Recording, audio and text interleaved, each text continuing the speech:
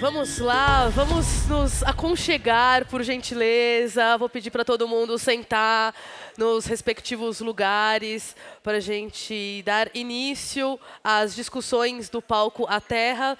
Eu sei que tem muitas pessoas aí já fazendo contatos, empolgadas com o que pode vir aí ao longo do dia, mas aproveitem os intervalos que a gente vai ter, tem a hora do almoço, tem o longo do dia aí para fazer contatos, conexões. Então, vou pedir, por gentileza, para a gente agora realmente começar a se concentrar para esses debates que vão vir aí, inclusive falando de negócios, negócios sustentáveis.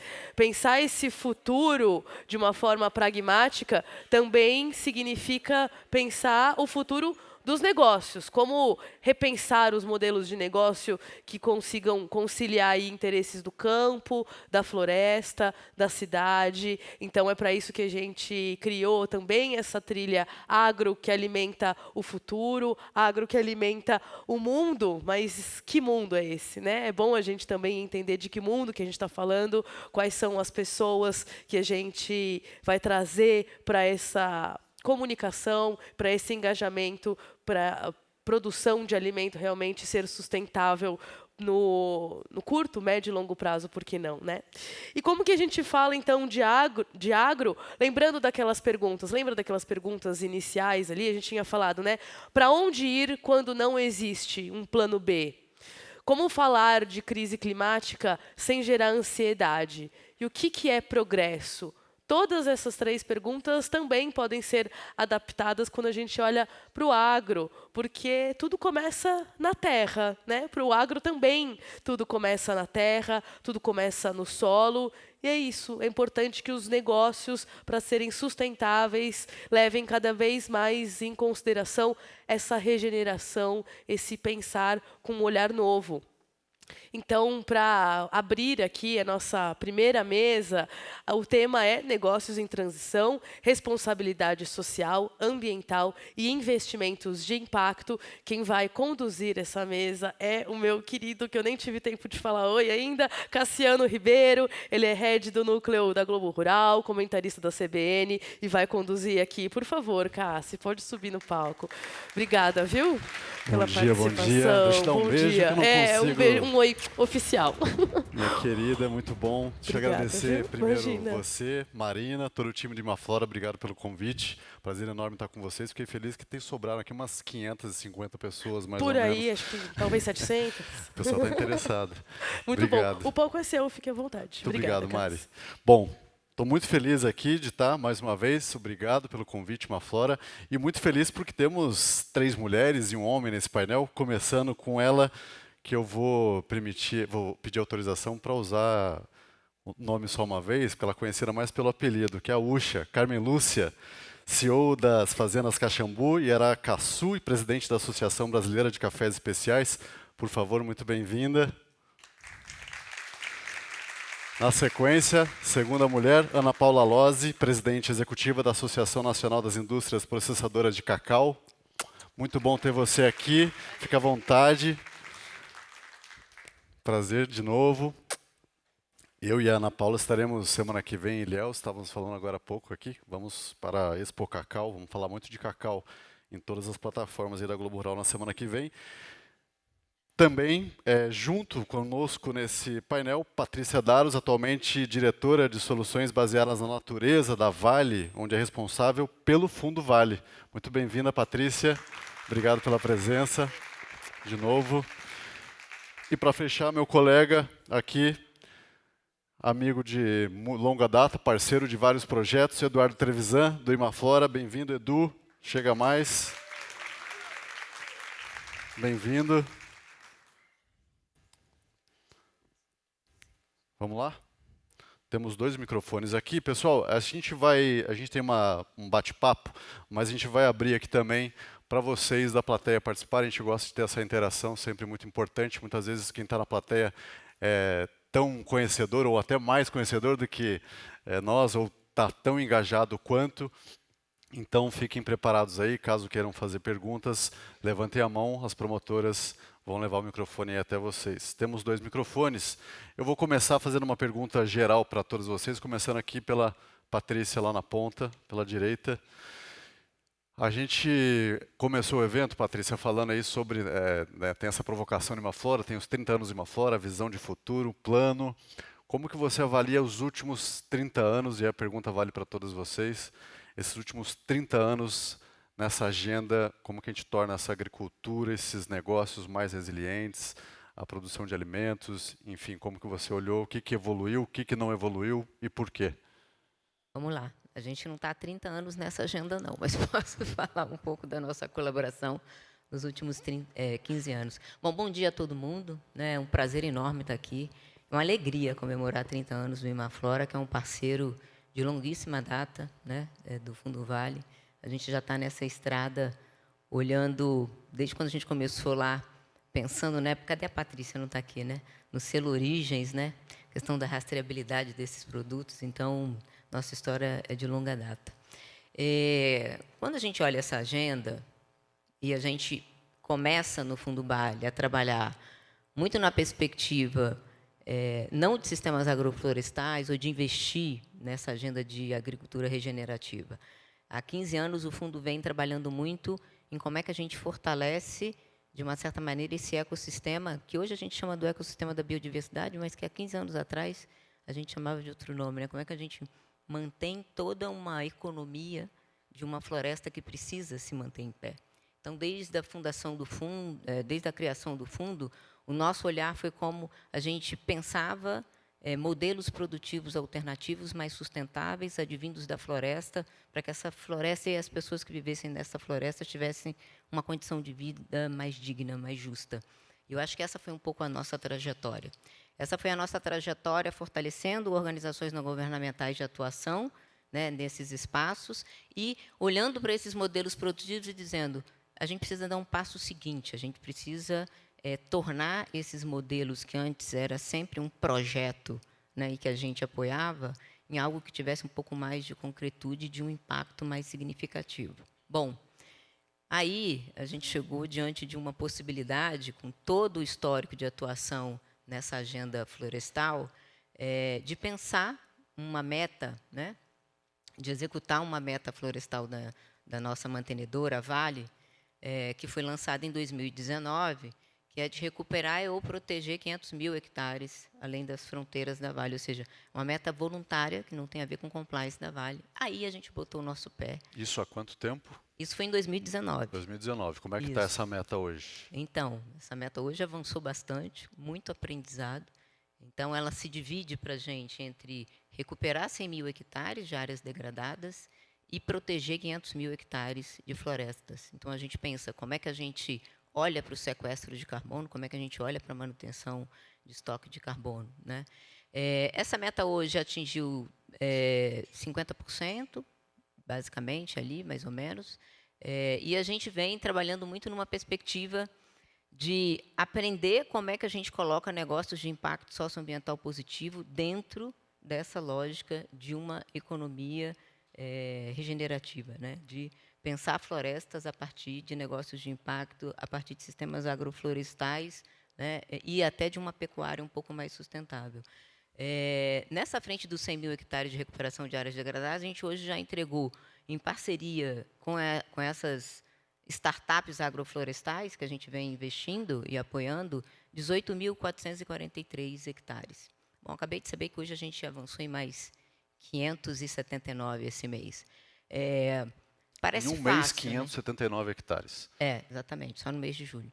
E aí a gente foi tentando, qual era a tese inicial? Dá para escalar negócios de impacto numa perspectiva de impacto socioambiental positivo para 100 mil hectares até 2030? Que essa é a nossa meta? Bom, a gente disse, vamos tentar. As experiências que a gente tinha eram experiências de fazer esse tipo de trabalho em 5 hectares no máximo. Né? A gente tinha aí alguns modelos que a gente pesquisou, cabe aqui na palma da minha mão esquerda, né? E a gente falou, cadê o restante? Né? A gente fez um grande mapeamento, mas quando a gente começa esse trabalho em 2019, tentando fazer uma prova de conceito, um piloto de 1.000 hectares, a gente chega até 2020 com 1.053 hectares. Era 1% que a gente queria atingir dos 100 mil. E a gente viu a dificuldade porque não existiam startups agroflorestais que pudessem dar esse salto significativo. Então, a gente fomentou o surgimento da Belterra e da Caporã, no primeiro momento, e a gente trabalhou com outras também que a gente tinha mapeado no âmbito do nosso estudo, e a gente começou a colocar esses hectares de pé. Em 5 anos, a gente chega à seguinte conclusão: não são só os hectares que a gente entregou. A gente teve que ter todo o investimento do ponto de vista de gestão operacional, de gestão de negócios, de salvaguardas que a gente fez junto com a Imaflora, de pensar as discussões relacionadas às regulamentações, né? De pensar regularização fundiária, de criar instrumentos financeiros compatíveis para o investimento nesses negócios, porque exige um capital paciente, e de pensar toda uma lógica de como é que a gente comprova que, de fato, esses negócios estão gerando um impacto socioambiental positivo. Então, um mergulho muito significativo do ponto de vista de monitoramento. Como é que a gente comprova, olhando as salvaguardas socioambientais, de que, de fato, o impacto está acontecendo. Então, foi muito aprendizado. Tá? Cassiano, para dizer assim, tem uma longa jornada aqui, intensa em 5 anos, e eu estou vendo aqui, né, a cadeia do cacau foi uma cadeia que a gente tem investindo muito, inclusive a gente começou a se meter na cadeia propriamente dito, fazendo uma série de iniciativas para fortalecer essa cadeia. Então, a gente acabou entendendo que, quando a gente fala de sistemas agroflorestais e trazendo junto com eles a demanda de um impacto socioambiental positivo, a gente precisava de adentrar em muitas temáticas e aprofundar muitas coisas, porque não é tão simples assim. Eu quero falar sobre isso daqui a pouco. A gente aprofunde então, esses aprendizados que eu acho que todo mundo uma ideia geral aqui de interessado. como é que a gente entra nessa temática e como é que para a gente é muito recente isso. Né? Sim. Ana Paula, vocês no Cacau, como muito bem disse a Patrícia, vocês também estão no movimento, e, na verdade, já faz um bom tempo, não sei se 30, talvez até mais de 30, né? Como que você vê essa evolução aí? O que avançou e o que não avançou? Por quê? Ótimo. Bom, primeiro, obrigada ao Imaflora pelo convite. É um parceiro não só da IPC, mas da cadeia do cacau, está em várias frentes trabalhando com a gente. Eu ia comentar mesmo que eu estava cercada de parceiros, né? Porque o Fundo Vale também tem projetos muito interessantes com a cacauicultura. E quero parabenizar também pelos 30 anos. Quando a gente olha para a cacauicultura, ela tem séculos. Né? O cacau é originário da floresta amazônica. E, se a gente pensa nos principais modelos produtivos de cacau, eles são sustentáveis. Né? São modelos que eles conservam o ecossistema, eles têm um potencial muito grande de recuperação de áreas degradadas. Só que hoje a gente ainda precisa trabalhar um ponto que a Patrícia trouxe, que eu acho que é fundamental, e é um passo que a gente está começando agora, que é a comprovação dessa sustentabilidade. A gente precisa trabalhar os indicadores, eu acho que é um gargalo que a gente ainda tem na cacauicultura. Então, a cacauicultura brasileira ela é feita 90% de pequenos e médios produtores.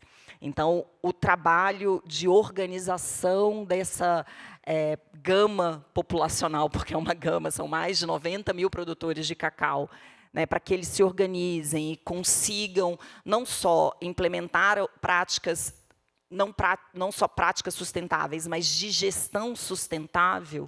Né? Então, essa gestão sustentável da sua terra, da sua produção, dos seus ganhos, é fundamental. Porque, muitas vezes, a gente olha para a sustentabilidade e está falando só da preservação e da conservação do meio ambiente, dos animais, dos rios, mas a gente não está olhando para o negócio.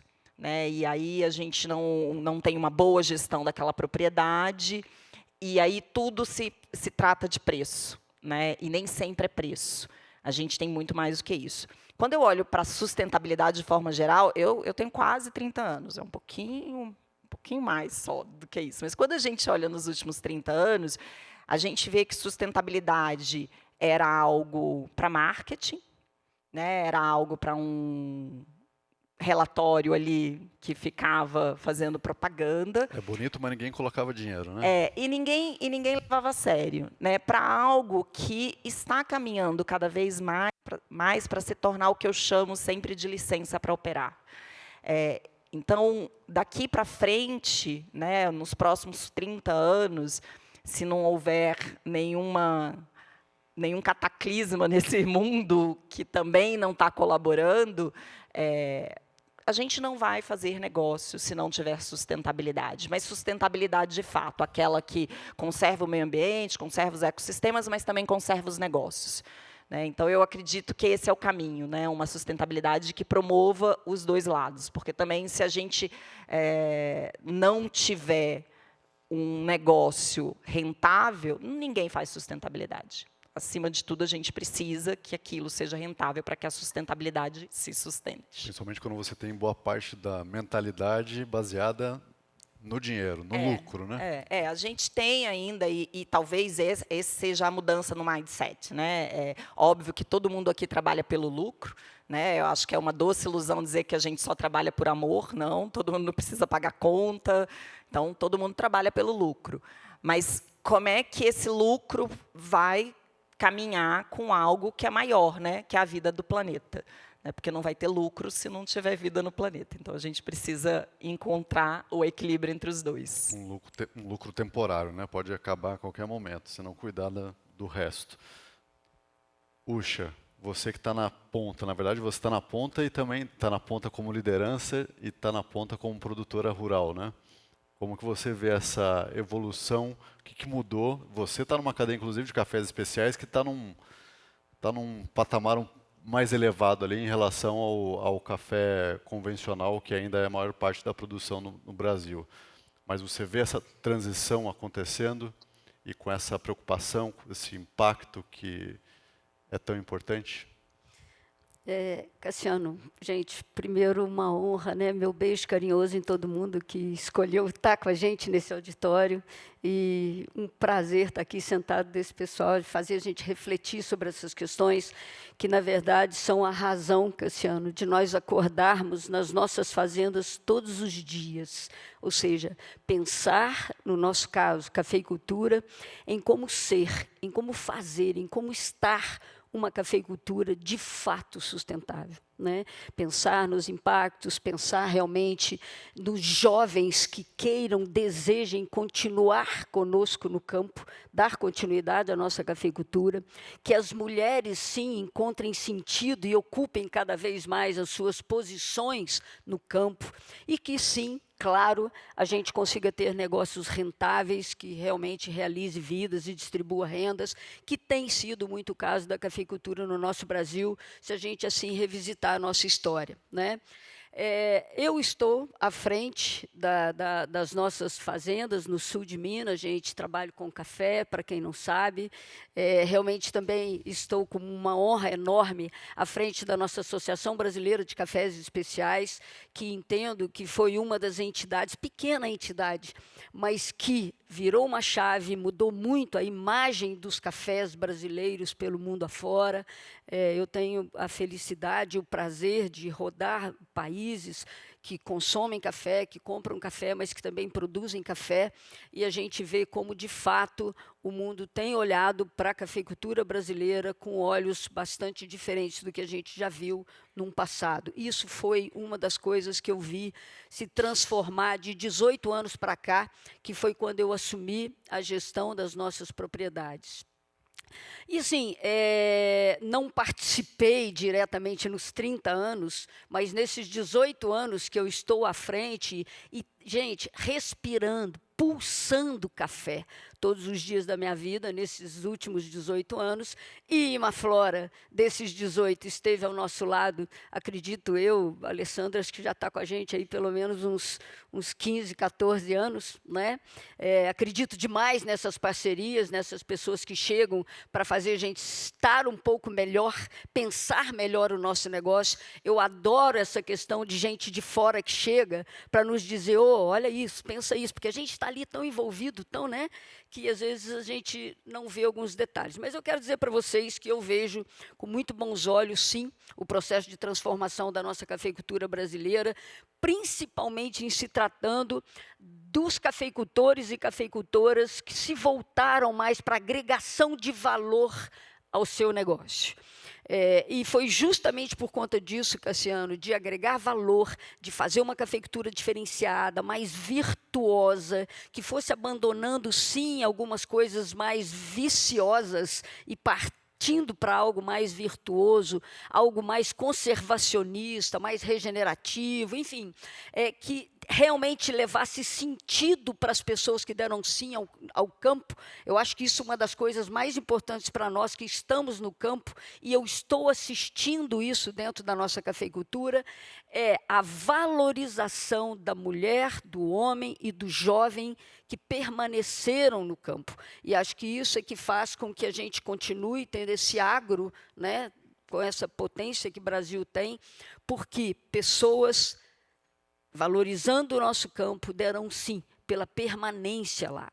E isso é uma coisa que eu assisto todos os dias dentro da fazenda. Hoje nós somos uma fazenda de produção de café que, dos 100% das pessoas que trabalham hoje lá, e nós temos em torno de 45 pessoas dentro da nossa propriedade, e 26 pessoas são jovens, abaixo de 30 anos de idade, ou seja, o jovem querendo de fato estar, querendo de fato continuar. E mais incrível, gente, se capacitando, se preparando, estudando para estar no campo, que é o que a gente sempre diz lá dentro nos nossos processos de preparo, de formação, de capacitação, de informação com o time da gente dentro da fazenda. Nós, para continuarmos no campo, precisamos estudar para voltar. E uma coisa interessante, eu sou filha, neta de produtores, sou a terceira geração hoje dentro no nosso negócio. Eu sou a terceira geração, mas nós temos jovens hoje dentro da nossa propriedade que já é quarta e quinta geração. Então, famílias e famílias que permanecem nesse negócio, e é por isso que eu hoje estou lá, para dar continuidade nesse legado. E eu acho que esse legado é uma coisa que faz com que a gente tenha essa persistência, essa vontade de realmente dar continuidade num negócio tão importante. A cafeicultura, ela tem sim amadurecido bastante, eu estou assistindo isso. Acho que a chegada da mulher nos processos de gestão, e realmente tomando conta de alguns espaços, se fazendo valer, mostrando as suas caras, ganhando voz no negócio, assumindo processos de gestão das propriedades, tem sido uma importante virada de chave no negócio da cafeicultura brasileira. Nós estamos encontrando mais sentido naquilo, levando mais sentido para as pessoas que estão lá, melhorando a qualidade de vida das pessoas que estão, e vejo, sim, a cafeicultura como, nesses últimos 30 anos, o Cassiano, mais consciente, sabe, pulsando mais, ou seja, acho que a gente fez mais essa conexão. Eu me lembro lá atrás, e por isso Imaflora chegou para nós lá no interior do sul de Minas. Quando as pessoas começaram a me buscar para certificar a fazenda, eu entendi que nós não estávamos prontos ainda para uma certificação.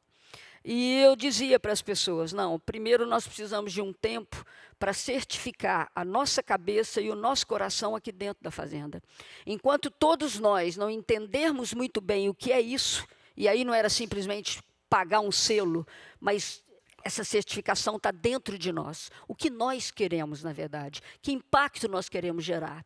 O que nós queremos? Que mundo é esse que nós queremos? O que é lutar e trabalhar todos os dias por um mundo melhor, por uma cafeicultura diferente? E foi esse o desafio que, na verdade, eu lancei dentro da nossa fazenda.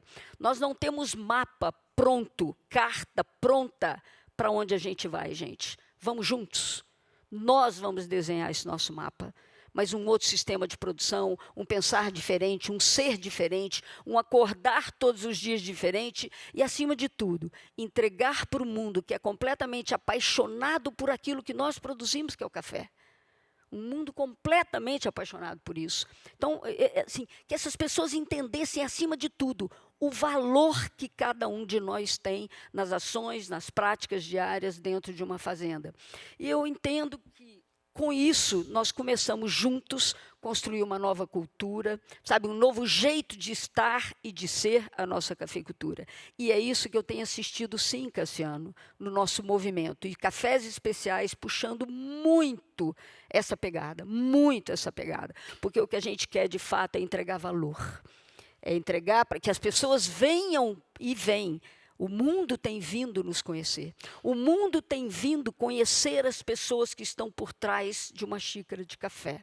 Você acha que essa conexão, por ser um produto que está tão presente na vida de todos nós, consumidores, isso também faz o café esse produto um pouco mais especial nesse sentido, porque a gente vê a sustentabilidade na cafeicultura, me perdoem aqui as outras cadeias produtivas, mas ela parece estar sempre um pouco mais, na verdade, há mais tempo já olhando mais para essas questões de resiliência.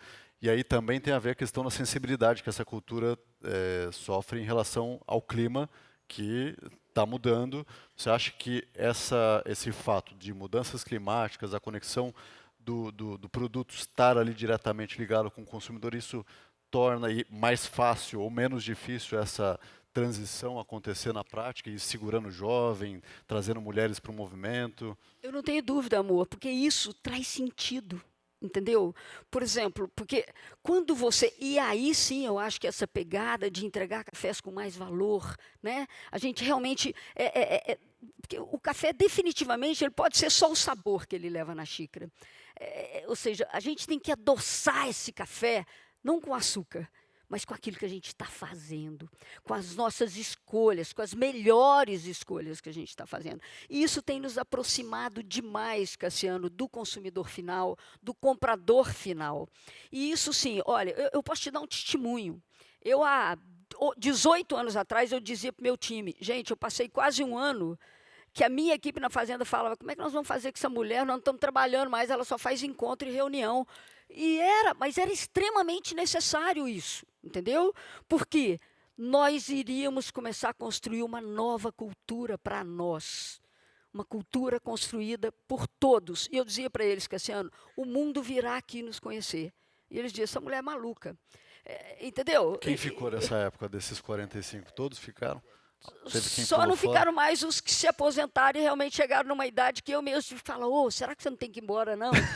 Fica aqui com a gente, mas só para a gente estar conversando e trazendo ideias e tal, mas vai descansar, né? Então, isso também é muito legal, ou seja, são pessoas que realmente são muito apaixonadas por tudo aquilo, são pessoas com muito sentimento de dono, assim, é emocionante viver isso, tá?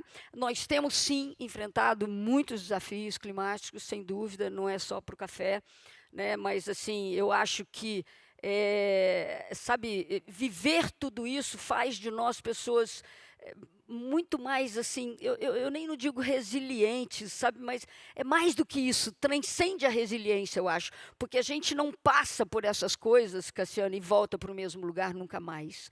A gente passa pelas dificuldades que nós estamos vivendo e a gente literalmente chega num novo lugar. Um novo jeito de ser, um novo jeito de olhar para as coisas, né? Como muito bem o pessoal falou aqui na abertura, né? Olhar para aquilo que ficou como o baluarte, a sustentação para a gente ir para cima e realmente... E eu acho que nós da cafeicultura, que é muita tradição, né? A gente saber utilizar disso também, né? Para os nossos antepassados, a gente saber que tem ombros que a gente pode subir, mas não para ser um peso sobre esses ombros, mas a gente avançar, olhar para frente, fazer coisas diferentes, coisas melhores, né? Eu pelo menos, assim, eu digo muito isso para o meu time, eu falo, gente, vamos continuar, a gente tem um projeto, dentre vários, dentro lá da fazenda, que chama Vamos Plantar. Então, todo ano a gente planta ali em torno de 1.400, 1.500 árvores, todo ano, para a fazenda para ir plantar árvores, aquela coisa toda, uma coisa super gostosa que a gente faz lá. E eu sempre digo, olha, nós temos que... Eu, quando planto uma mangueira... Gente, eu estou com quase 70 anos de idade. Então, hoje, quando eu planto uma mangueira lá, Cassiano, eu faço questão de plantar muitas árvores frutíferas também, eu não planto mais uma mangueira para eu chupar essa manga, gente. Nunca na vida. É você plantar a mangueira para que outras pessoas continuem chupando as mangas que você chupou desde criança. Então, acho que essa pegada é muito isso, né? Que cafeicultura você quer para os nossos filhos, os nossos netos, e, ou seja, mais 7, 10 gerações que virão pela frente aí. Qual Eu a acho que história, essa né? é a Qual a questão. história que você vai contar, né? Vamos continuar contando Isso. essa história, vamos Que- deixar que- ela acabar, né? Ela acaba aqui? Não, definitivamente, né? Então, eu acho sim, a cafeicultura, as pessoas estão sensíveis, e acho que isso é legal, a gente fazer esse movimento, a gente realmente convocar todas as pessoas ao nosso redor, todos os cafeicultores ao nosso redor, e é por isso que eu estou à frente hoje da BSA também, para que a gente convoque todas as pessoas e que as pessoas vejam, tem gente fazendo, é possível. E quando a gente faz com verdade, com a paixão que a gente faz, com a vontade de realmente entregar algo diferente, algo melhor, por um mundo melhor, deixar marcas emocionais fortes na vida das pessoas que trabalham na cafeicultura, deixar marcas ecológicas realmente muito positivas no pedacinho de chão que nos está sendo confiado cuidar nesse momento, no hoje. Eu acho que essa é a pegada. E quando a gente trabalha dessa forma, a gente gera uma onda e toda uma comunidade ao teu redor chega e quer saber o que você está fazendo, isso está dando certo? E você simplesmente mostra o teu trabalho. O que você está fazendo? E isso gera uma onda. Eu vivo numa pequena cidade do sul de Minas e é impressionante que não tinha nenhuma pegada para essa perspectiva. Eu vejo que uma onda muito grande está crescendo ali, entendeu? Hoje a gente tem, dentro da nossa fazenda, o campeão mundial de cup taster, um menino que começou a trabalhar comigo quando fez 17 anos, na época era possível trabalhar, começou comigo ali, quase que como um estagiário ali, e um menino que eu treinei, que ficou ali, foi capacitado, preparado, formado dentro da fazenda, depois levei ele pelo mundo afora. Menino hoje é o primeiro campeão de provas de café do mundo. O Brasil nunca tinha sequer conquistado um título mundial. E a gente é o maior produtor, segundo maior consumidor, maior exportador. Nunca tínhamos um título. Esse garoto saiu lá de dentro, já rodou o mundo afora.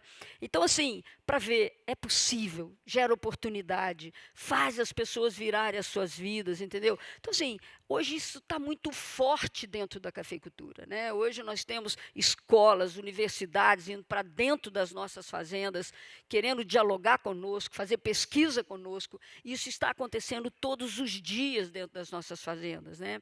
Um diálogo realmente importante, jovens aprendizes indo lá, vendo a oportunidade. Esse menino ter chegado onde chegou é um exemplo, né? Um exemplo e abre perspectivas e possibilidades para muitas pessoas. Então, sim, a cafeicultura tem se mobilizado. Temos um longo caminho? Sim, temos, mas eu não sou pessimista, eu sou muito otimista, porque hoje nós, de fato, temos já, não mapas totalmente desenhados e formados, e o gostoso é até não ter mesmo, é a gente construir coisas novas, mas muita gente partindo, sim, para uma cafeicultura regenerativa, para uma cafeicultura mais conservacionista, uma cafeicultura mais virtuosa, uma cafeicultura realmente de impactos positivos e que queira entregar para as futuras gerações, para os jovens que estão chegando no processo de sucessão, algo melhor do que a gente conseguiu fazer até hoje. Eu não tenho dúvida disso, a gente tem avançado significativamente. Você fala com uma paixão e a gente percebe que a gente entende por que você está nessa posição que você está e por que você está formando tantos sucessores. Eu quero falar sobre isso depois, inclusive sobre esses sucessores que você está criando lá nas fazendas, enfim, na entidade. Edu, passando a bola para você agora, como é que você está olhando você agora como porta-voz, como participante dessa história de 30 anos de Imaflora, ver essa evolução nos últimos anos?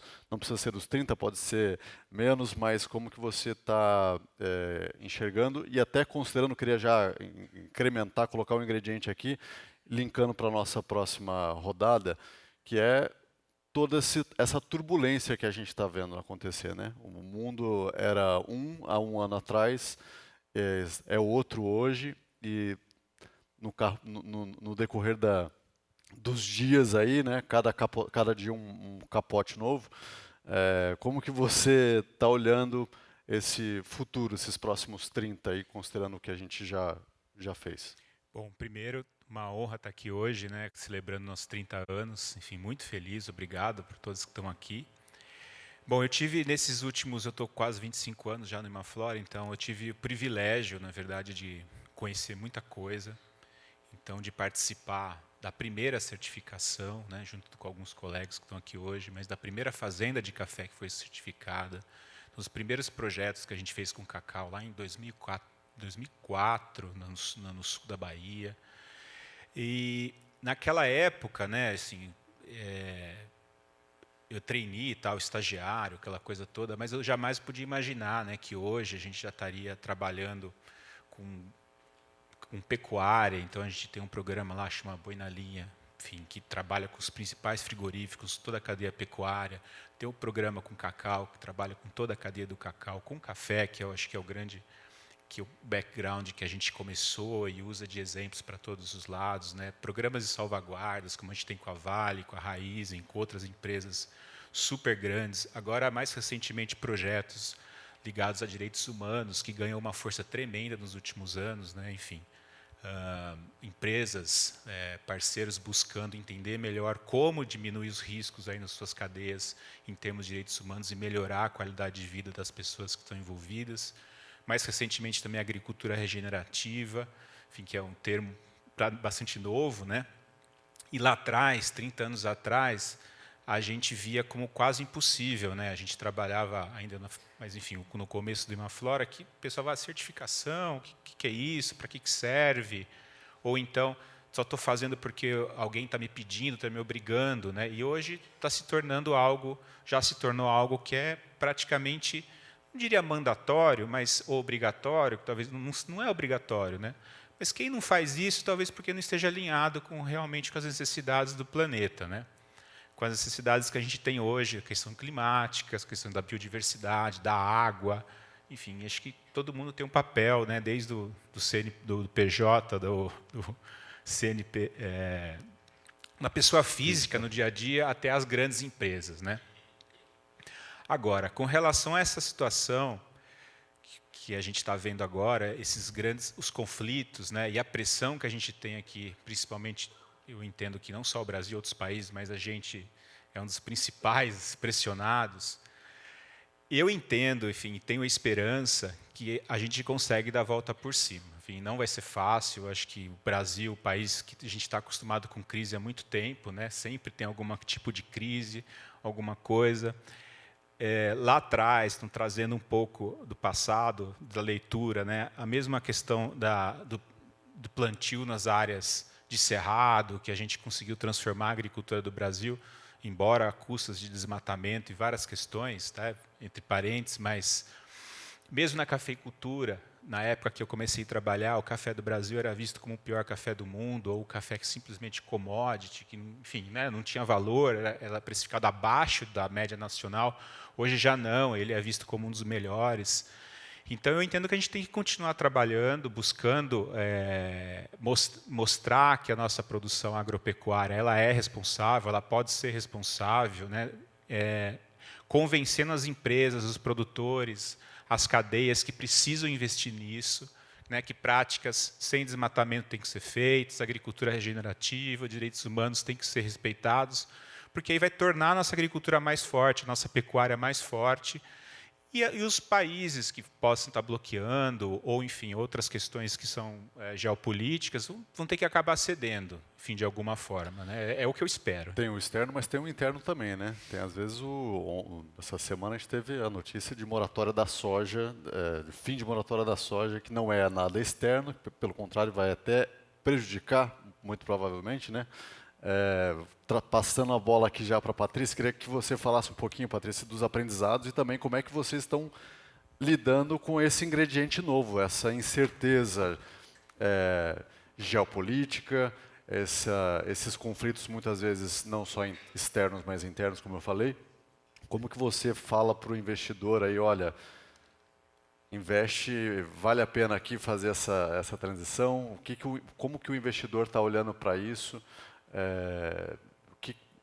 Como que você convence diante de todo esse cenário maluco, turbulento que a gente está vivendo? Olha, tá ligado? Vamos lá. Eu sou otimista, gente, diante da vida, mas a gente está passando por um momento muito complicado. E não é nem por uma questão de geopolítica que acontece no ano passado para cá, não, tá, Cassiano? Não. Vou falar um pouco, vou ser ferrinho de dentista no seguinte ponto. Quando a gente começa essa história toda, a gente fala assim, cara, negócios de impacto, a gente consegue seguir adiante? Aí começa a surgir a discussão da bioeconomia. Tem N estudos sobre o potencial da bioeconomia no Brasil. E a gente está falando da casa de trilhões, né, de reais. Eu não vejo esse dinheiro chegar. Em 5 anos que a gente está atuando no fortalecimento de cadeias produtivas da sociobiodiversidade, colocando de pé negócios de impacto socioambiental positivo, com muita dificuldade. Tendo que entender qual é o tipo de dinheiro necessário para cada negócio desse. Um negócio que tem que ter paciência, que tem que ter um capital catalítico. Aquele que investe tentando olhar como é que você vai amadurecendo esses negócios para que, de fato, a gente tenha esse retorno, né, pensando aí a sustentabilidade no longo prazo, mas pensando aí a questão de um negócio de impacto que é, de fato, trazer um retorno ambiental e social, uma economia mais justa. A questão é que, até hoje, é a filantropia que está dando conta disso. O grande investidor, ele não quer colocar o dinheiro dele em risco, a risco. Nós estamos falando de negócios de alto risco. A gente está falando de negócios de alto risco diante de um cenário de mudanças climáticas e de eventos climáticos extremos, em que a gente, né, a Ana pode comprovar aqui, né, que os impactos disso nessas cadeias, ou mesmo no café. Então, assim, eu acho que a gente ainda tem muito chão pela frente. Eu acho que a gente está um passo antes, assim. E é isso, assim. Antes do cenário que a gente tem hoje, que eu acho que é um cenário que ainda agrava a situação, é de fato o investidor querer investir em negócios desse tipo. Tem Então, algo, assim, tem um caminho, na sua opinião? Tem algo que está... Tem uma luz no fim do túnel aí, ou vai continuar sendo dinheiro de filantropia Olha, que eu vai acho o fazer seguinte, a coisa acontecer?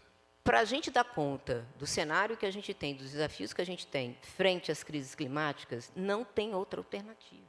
A gente precisa manter essa floresta em pé. A gente precisa recuperar áreas degradadas. E a gente precisa fazer isso numa perspectiva em que a gente inclua as pessoas dentro de negócios que são interessantes para o planeta, para as pessoas, para a economia. Agora, a gente precisa querer apostar. Então, assim, para mim, não tem... Vou responder aqui a pergunta que a Patrícia falou. Qual é o plano B? Não tem plano B, pessoal. Não tem planeta B, né? Não tem planeta B. A questão é até onde a gente vai querer, de fato, tem, olhar né? para essas questões e querer enfrentar essas questões. Então, assim, existem N mecanismos financeiros que a gente criou. A questão é, o recurso tem que chegar nesses mecanismos. A filantropia, ela está aqui, nesse papel de capital catalítico, colocando o teu recurso numa cota mezanina, ali, numa cota, aliás, né, subordinada, para que a gente tenha esse recurso vindo para uma cota mezanina, numa cota superior, em que a gente, de fato, consiga criar esses instrumentos para financiar esses negócios. Agora, a gente precisa querer arriscar.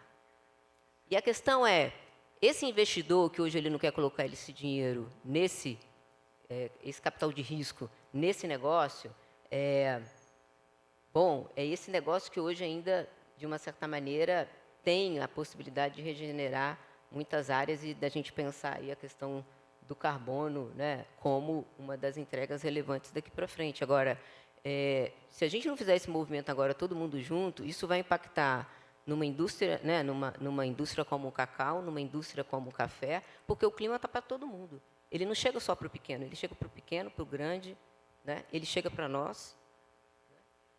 Eu estou sentado aqui no lugar que é no lugar da filantropia. Eu não sou da cadeia do cacau, eu não sou da cadeia do café. Eu estou aqui, enquanto filantropia, fortalecendo cadeias que eu acredito que são cadeias que, de fato, têm uma contribuição importante para aquilo que a gente vai enfrentar daqui para frente. Mas a gente precisa vir todo mundo junto. E aí eu fico me perguntando, na prática, esse recurso e toda essa discussão, né, dos trilhões do potencial da bioeconomia, ele não está vindo, ele não está chegando. E ele precisa chegar. Só que ele precisa chegar para ontem, porque a gente está muito atrasado. Então, assim, a minha fala aqui é uma fala de dizer, nos últimos 5 anos a gente tem se debruçado sobre isso. Existem possibilidades, existem oportunidades. A questão é que a gente precisa querer estar todo mundo sentado na mesa e discutir seriamente juntos qual é o caminho que a gente quer perseguir, porque estamos atrasados. Muito bom. Só para ter uma noção aqui do nosso tempo, queria saber, tem gente interessada em fazer pergunta, interagir conosco, para a gente poder saber, por enquanto não? Qualquer coisa vocês me avisam aí, gente, levantem a mão. Ana Paula, vamos seguir essa tora que está boa aqui, a história, porque, como disse muito bem a Patrícia, vocês sentem aí, e agora tem um movimento muito interessante no cacau acontecendo, né? De investimento pesado, né? Da indústria, da grande indústria, basicamente da indústria do chocolate, né? Como que você está olhando esse momento agora do cacau e também, ao mesmo tempo, tendo esse cenário todo que a Patrícia está falando e um desafio gigantesco, né? Uma cadeia que já existe, enfim, você conhece muito bem e sabe o tamanho desse desafio de fazer essa transição. A cadeia do cacau, globalmente, está passando por um desafio estruturante, né? Nós temos aí um déficit global de produção, e no início desse ano a gente teve um evento aqui no Brasil, e um dos pontos que foi colocados foi, basicamente, se a gente não olhar para essa cultura com a perspectiva de prevenção e de investimento, olhando para um cenário onde as questões climáticas elas impactam enormemente essa cultura. Eu brinco que o cacau é uma das plantações mais sensíveis que existe. Se chove muito, não é bom. Se chove pouco, também não é bom. Se tem muito vento, também não está muito bom. Mas se faltar vento, também não é bom. Ou seja, é complicado. É quase um bebezinho ali no meio de uma floresta. E aí, aqui no Brasil, a gente tem uma característica um pouco diferenciada, porque a gente tem a produção na Bahia e no Espírito Santo, no sistema Cabruca. E, se você olhar para essas regiões, a Mata Atlântica só existe nessas regiões onde existe o cacau, né? Então, eu escutei uma vez de uma produtora, onde tem cacau, tem Mata Atlântica. Aonde acabou o cacau, não tem mais Mata Atlântica. E no Pará, principalmente, e Rondônia também, você tem ali uma convivência da cacauicultura com a floresta amazônica, uma cacauicultura que regenera áreas degradadas, um SAF extremamente importante, que vem atrelado a outras culturas, né, que são importantes para o produtor.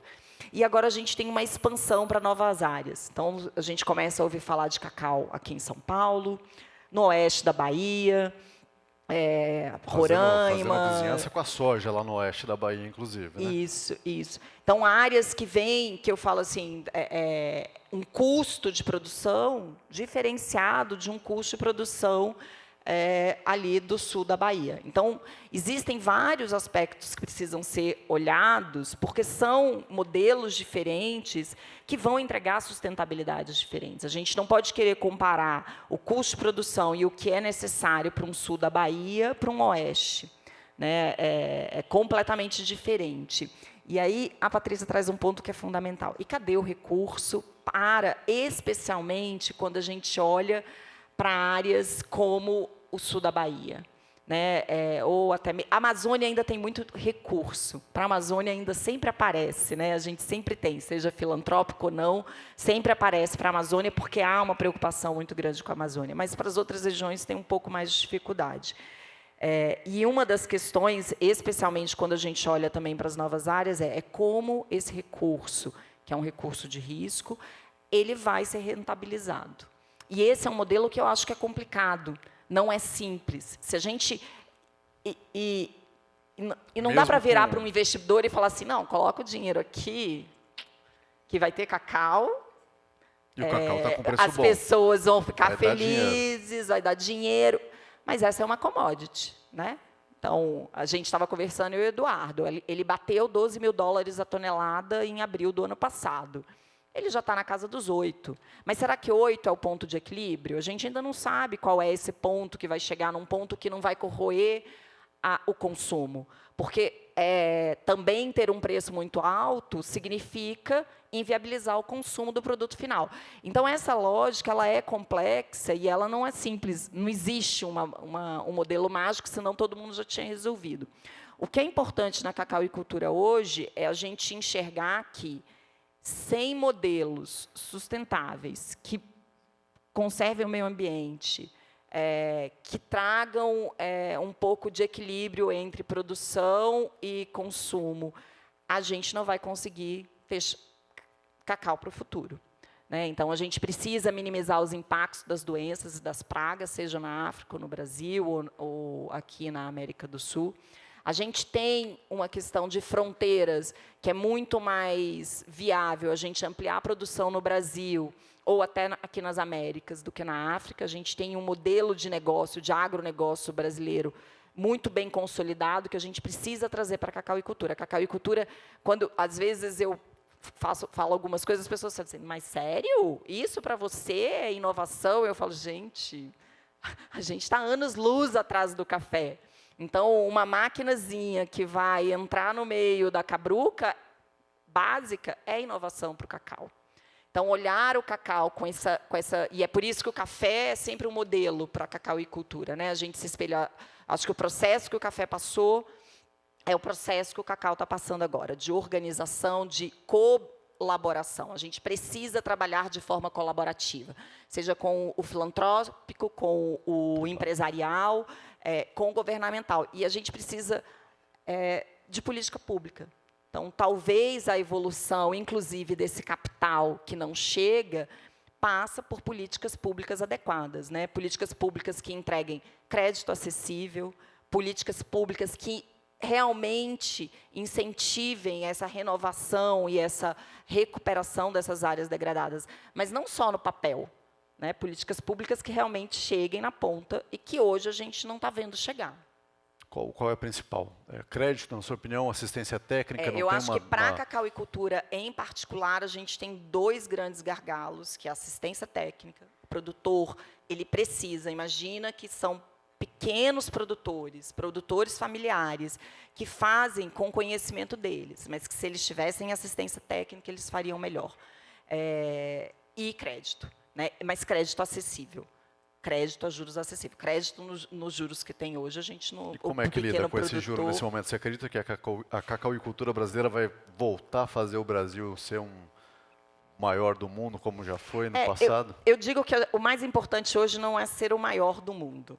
É produzir bem e com estabilidade. Então, a gente está aí há alguns anos nadando no 170, 180, 200, 220, aí ano passado 170 de novo, 1.000 toneladas. Então, como é que a gente tem uma cadeia previsível se a minha safra oscila tanto? Né? Como é que eu tenho uma cadeia produtiva sólida se eu não tenho mudas para entregar? Então, a gente tem gargalos bem estruturais que outras cadeias não têm. Né? Hoje, a gente discute muito mecanização, porque mão de obra, e aí a UXA deve ter o mesmo problema no café, que é mão de obra para as lavouras. Se eu não tenho mão de obra, eu preciso de mecanização, eu preciso de inovação, eu preciso de tecnologia. A gente tem baixíssima tecnologia e baixíssima mecanização no cacau. Eu quero expandir, mas eu não tenho muda de qualidade. Tem viveiro que tem pedido para entregar em março, abril de 2026, mas eu queria apontar agora, e não tem. Então, e eu acho que a assistência técnica é fundamental, especialmente se ela vem com gerencial. Eu tenho batido muito nessa tecla. O produtor precisa, cada vez mais, ser treinado para uma boa gestão, porque, muitas vezes, o preço está muito bom e esse produtor não está ganhando dinheiro. E ele não ganha dinheiro porque ele não tem uma boa gestão. Muitas vezes o preço está muito ruim e ele está perdendo muito dinheiro. Né? Quando você tem uma boa produtividade, uma boa gestão, em momentos de preço bom você ganha muito dinheiro, em momentos de preço ruim você ganha dinheiro. Né? Você consegue ganhar dinheiro. Então, isso... e aí, a IPC, como uma associação, ela trabalha muito essa parte da educação, do conhecimento, da informação. A gente acredita que um produtor com bastante informação, com bastante conhecimento, ele é um produtor empoderado, e aí ele vai poder tomar as melhores decisões de sustentabilidade e de gestão da sua propriedade para ter uma cacauicultura próspera, né? A gente quer uma cacauicultura, a gente quer voltar a ser um grande player no mercado global. Hoje a gente produz 4%. A gente produz menos do que o Equador, gente. Eu não tenho nada contra o Equador, acho lindo, mas é vergonhoso, né? O nosso território, o Equador cabe sei lá quantas vezes no Pará. E a gente produz menos do que eles. E a gente pode produzir muito mais. Se a gente dobra a nossa produtividade média hoje é 300 quilos por hectare. Se eu só dobro a produtividade média, só com o que eu já tenho, eu passo a produzir o dobro do que eu tenho. E para dobrar é fácil? Não? Então, eu ia até falar, a gente tem vários projetos em andamento, mas tem um projeto que, para mim, é hoje um dos projetos mais brilhantes que acontece no sul da Bahia. É um projeto conduzido por um consórcio de municípios, ou seja, coletivo, colaborativo, parceria, municípios, governo estadual, parceria com o setor privado, né? O setor privado também está lá investindo, e eles fazem, hoje, um atendimento para 2.000 produtores. Então, pegam 1 hectare básico de assistência técnica e de manejo agrícola. Então, calcário, eu não sou da área, gente, então eu sei alguns termos. Calcário, poda adequada, no momento certo, coisa básica, básica, básica. Eu vi uma produtora sair de 1 arroba por hectare, que é nada, para 20 arrobas por hectare em 1 ano. Ou seja, se bem feito, a gente consegue dobrar a nossa produtividade. E às vezes o que falta é o básico, né? Básico do básico. Uxa, falando agora com quem está, como disse a Ana Paula aqui, está sendo referência, já está à frente. Quais são os problemas? Vamos falar dos problemas da cafeicultura, ou o que você vê como um aprendizado da cafeicultura que tornou esse exemplo para outras cadeias produtivas. São as pessoas, são essa assistência técnica, esse engajamento?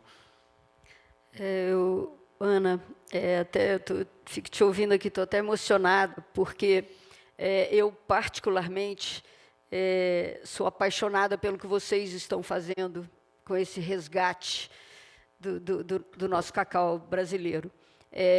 Estive com vocês há alguns anos atrás, num evento, justamente me convidaram para estar lá para falar um pouco sobre o processo de gestão na cafeicultura, para contribuir, né, a gente, sei lá, uma coisa gostosa de troca, de dizer, gente, isso aqui para nós funcionou, isso aqui não funcionou, parte de tecnologia, de mecanização, de gestão, né? Eu até fui chamada muito para falar sobre, de fato, gestão e tudo mais, porque a cafeicultura, ela não é muito diferente de vocês no universo do cacau, porque nós também somos aproximadamente 90% de pequenos produtores na cafeicultura, né? O que fez uma diferença enorme, no meu entendimento, Cassiano, para a cafeicultura, foi o sistema cooperativista. Ele funciona maravilhosamente bem. Então, quando a Ana fala de assistência técnica, né, de capacitação, as cooperativas de café no Brasil fizeram e fazem isso muito bem.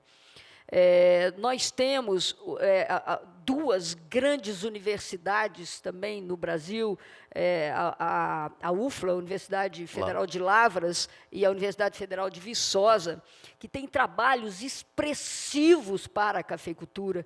Temos uma Embrapa com trabalhos de reverência mesmo para a cafeicultura. Então, nós temos, sim, bastante tecnologia já, né? A cafeicultura, ela sim conta com mais tecnologia, ela tem possibilidade de inovação. Problemas que hoje o cacau vive, a cafeicultura não vive mais. Então, nós temos, sim, estamos, sim, atravessando momentos diferentes, em termos de evolução tecnológica, de tecnologia de conhecimento, de equipamentos mesmo para manejo e tudo mais. Isso, sem sombra de dúvidas, a cafeicultura ela é a top do mundo. Na verdade, eu até nesse último mês que passou, assim, eu praticamente passei o meu mês recebendo pessoal de toda a América Central, de Colômbia, de África, ou seja, da Ásia, as pessoas que produzem café no mundo, vindo para o Brasil, estar conosco para entender o que nós estamos fazendo para ter o sucesso que a cafeicultura brasileira tem. Então, esse é motivo de orgulho, de fato, né? Mas, acima de tudo, motivo para a gente continuar fazendo e fazendo muito bem as coisas que estão dando certo para a cafeicultura brasileira. Mas você me perguntou quais são os problemas. Sem sombra de dúvidas, amor, problemas climáticos são problemas, mas eu não posso nem dizer que são coisas de agora, porque eu era pequenininho, eu já escutava meu pai lá se desesperando com essas questões. Assim, está mudando? Está mudando. Mas o fato é que quem vive no campo, gente, 70% do nosso negócio não está nas nossas mãos. Por isso, né, Ana, Patrícia, Edu, a gente tem que cuidar demais do processo de gestão, demais, realmente transformar o nosso negócio numa pegada empresarial mesmo, muito profissionalizado. Porque, sabe, naquela coisa do qualquer jeito serve, não chegaremos em lugar nenhum, não teremos de forma alguma realmente sustentabilidade nesse negócio, se não colocarmos gestão e gestão de ponta e bastante conhecimento nessa área para os nossos negócios, porque é muito desafiador. A questão clima corresponde a 70% do nosso negócio, e nós não podemos mexer nele, definitivamente. É o que vem, é o que vem. Nós, há 2 semanas atrás, nós tivemos, na sexta-feira, uma chuva de granizo que veio lavando uma região enorme do sul de Minas, pegando São Paulo e tudo mais, com lavouras de café quase que dizimadas. Isso numa sexta-feira. Na terça da outra semana, uma geada que veio queimando a região. Então, assim, é você deitar de uma forma e acordar de outra forma, Cassiano, entendeu? E você tem que estar firme, porque não tem como você sentar e chorar, meu filho. Você tem que ir, tomar as decisões, fazer o que é necessário fazer e ter certeza que as coisas vão atravessar. E é assim que a gente vive. E é assim que a gente vai se tornando cada vez mais antifrágeis.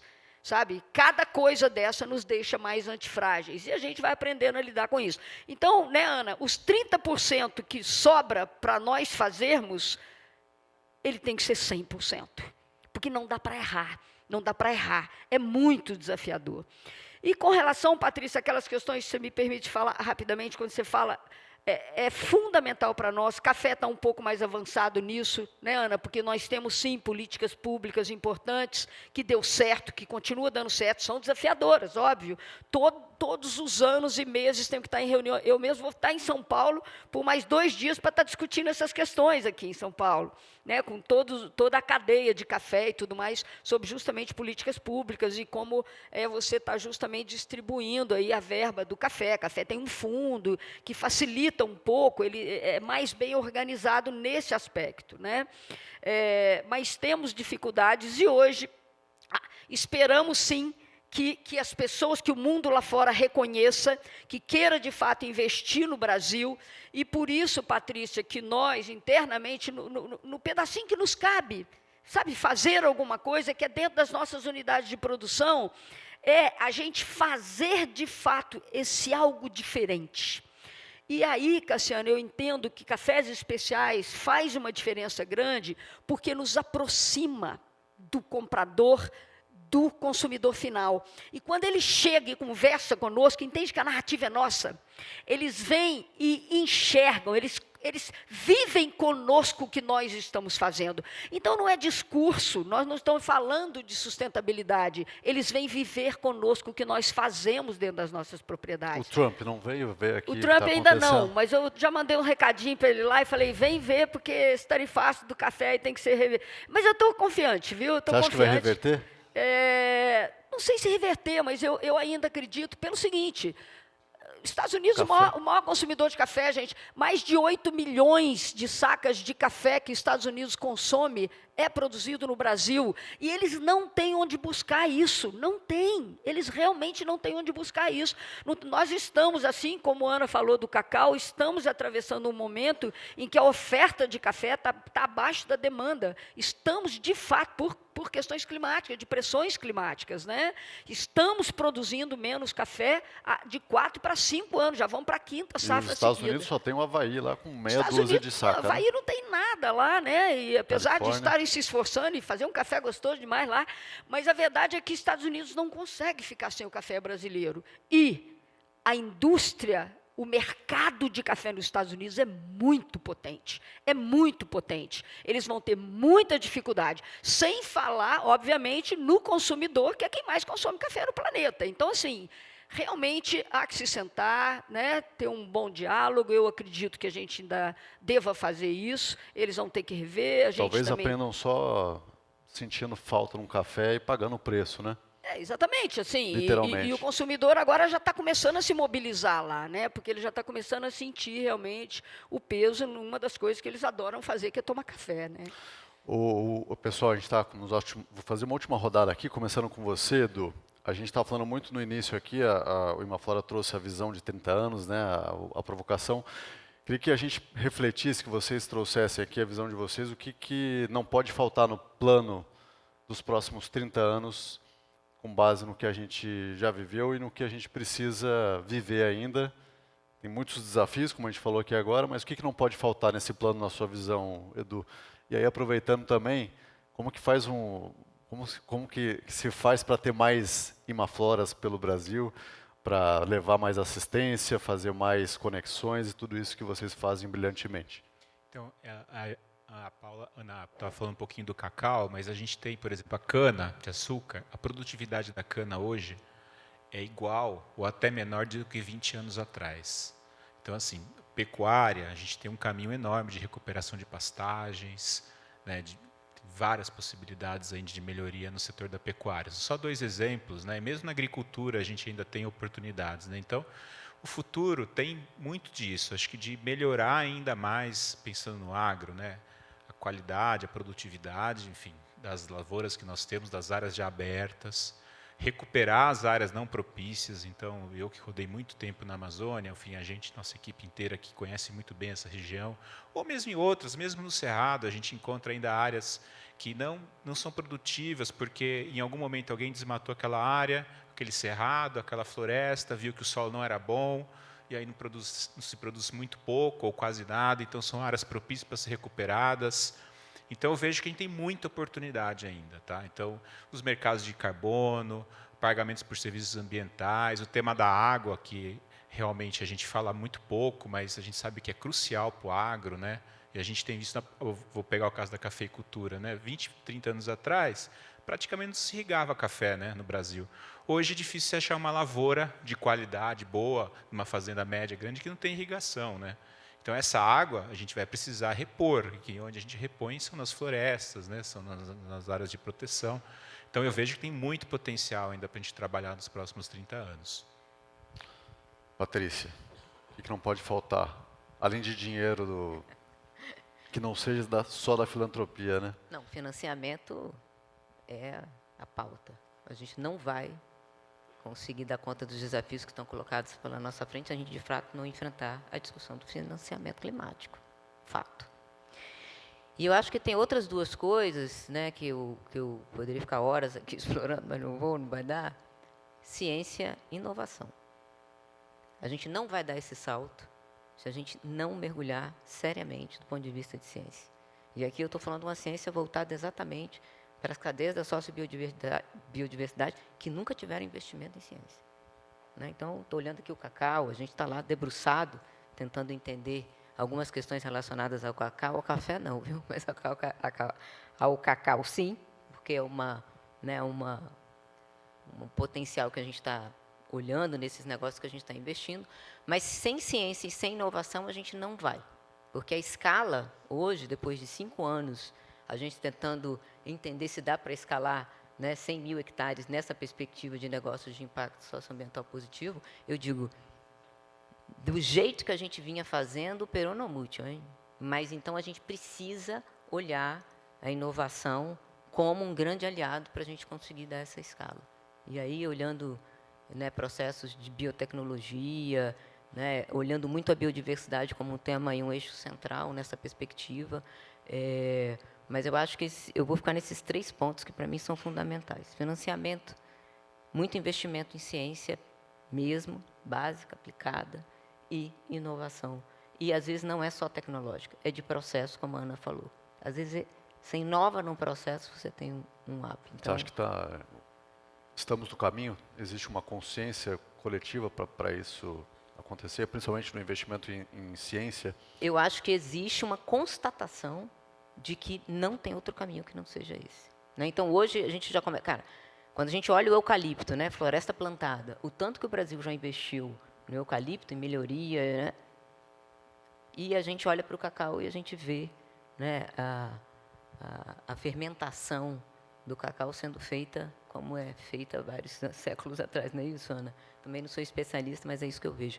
Então, assim, eu acho que hoje tem uma consciência de que a gente precisa avançar, e por isso eu acho que tem já as pessoas debruçadas tentando entender como é que é o melhoramento de um cacau, de um açaí, né, de um jaborandi, né, de uma mandioca, de potenciais que a gente tem, né, olhando aí as cadeias da sociobiodiversidade, e que tem um grande caminho a ser percorrido. Então, acho Tempo que, ainda, né? mas o caminho acho que está dado. Ana Paula.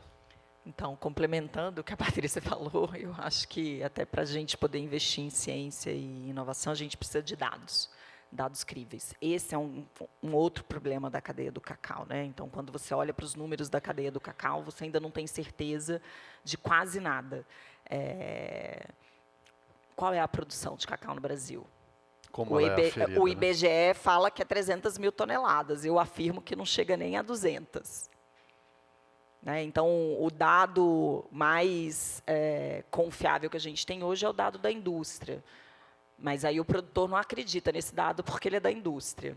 Então, enquanto a gente não tiver dados para dizer cada estado produz tanto, e aí, né, como é que política pública se baseia se ela não tem certeza do que tem, do que não tem. O básico, né? De novo. Então, a gente precisa... o cacauicultura precisa do básico, por enquanto. Então, eu acho que esse é um ponto fundamental. Para a gente tem que trabalhar muito essa questão da mecanização, né? A gente precisa trazer... melhorar a mão de obra dessa lavoura. O trabalhador não quer mais ficar horas a fio debaixo do sol. Ele quer manejar o drone, né? Ele quer conduzir um trator tecnológico. Como é que a gente traz isso para esse produtor? Né? Como é que a gente faz isso para que esse jovem, que a Usha falou, fique no campo?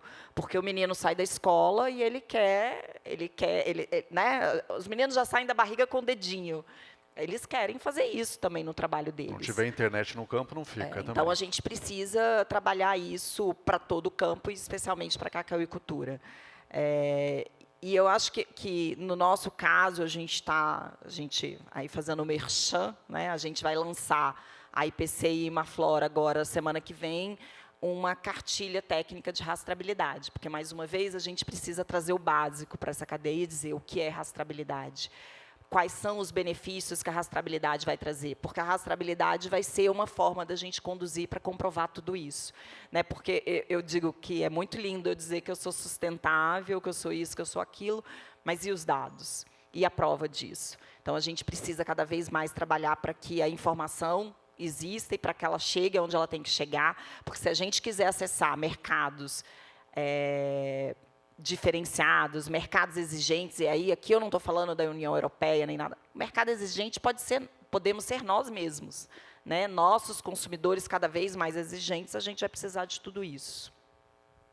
Muito bom. Usha, o que não pode faltar no plano? Você falou que nas fazendas lá não tem muito plano, mas o que não pode faltar? Intercooperação, diversidade, mais mulheres. Você mesma trouxe algumas pistas já. Eu acho que, definitivamente, o que não pode faltar no plano é a gente acreditar no potencial que nós temos aqui no nosso país, né, gente? É incrível isso. A gente realmente começar a construir as nossas narrativas, né? A gente começar a falar das nossas coisas. E isso é o que a gente tem tentado fazer um pouco no mundo do café, abrir as nossas fazendas para que as pessoas cheguem junto da gente, para que a gente comece a conversar, que a gente possa entregar para o nosso Brasil as coisas que o nosso interior do Brasil tem, e que são incríveis, incríveis. Assim, nós vamos começando a construir uma força juntos. Isso gera uma coletividade importante, isso gera uma crença de que nós temos, sim, coisas incríveis incríveis para entregar para o mundo, e isso faz com que a gente comece a tomar mais consciência do que é necessário fazermos. E sim, Ana, eu concordo com você, entregar para o Brasil, para o nosso consumidor, fazer diferente para nós mesmos, entendeu? A gente acreditar na gente, a gente saber de fato o que a gente está fazendo de positivo e o que a gente precisa melhorar. Né? Então, acho que é por aí. E em relação à agricultura de maneira geral, mas aqui chamando para a cafeicultura, eu entendo, Cassiano, Du e meninas, e eu tenho falado muito isso todos os dias da minha vida. Nós temos, sim, que buscar cada vez mais, no nosso caso, uma cafeicultura, sim, eficiente, sem dúvida. A Ana colocou muito bem. Não adianta, isso é um negócio, o negócio precisa dar resultado. Até para que ele tenha sucessores e jovens querendo ficar, eles têm que ver alguma perspectiva de vida, de desenvolvimento, de crescimento, e enfim, né, para a vida deles também. Então, sim, uma cafeicultura eficiente, mas consciente e consciência. Com a base da ciência. Sim, gente, isso é fundamental. E isso é o que nós, enquanto Brasil, precisamos entregar para o mundo. No nosso caso, cafeicultura. O que nós temos de diferente na cafeicultura brasileira? Qualidade?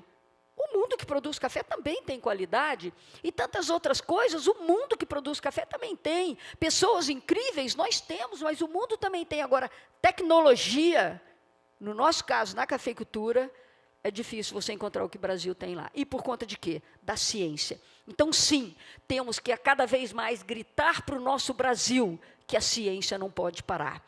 Precisamos, sim, de pessoas bem informadas, no campo, fazendo diferença, pilotando seus drones e realmente investindo em capital humano, processo, sim. E isso foi o que, no meu entendimento, virou muito a chave da imagem que o mundo tinha da cafeicultura brasileira, gente. Porque quando nós começamos a trabalhar melhor processos aqui no Brasil, nós subimos a régua da qualidade dos cafés brasileiros. E o mundo começou a olhar para o Brasil de uma forma diferenciada. Esse é um belo caminho, acho que a gente tem que investir nisso, com certeza. Muito bom, uma salva de palmas para a gente encerrar aqui nossa conversa. No tempo. Muito obrigado. Vamos nos despedir, trazer a Mari de novo. Em Patrícia, ponto, obrigado. hein? Que obedientes Paula, no tempo, obrigado, até porque Patrícia. a gente vai pro almoço, né? Tem que ser obediente no tempo agora, senão a fome começa a tomar a cabeça das pessoas, ninguém mais presta atenção. Obrigada, gente.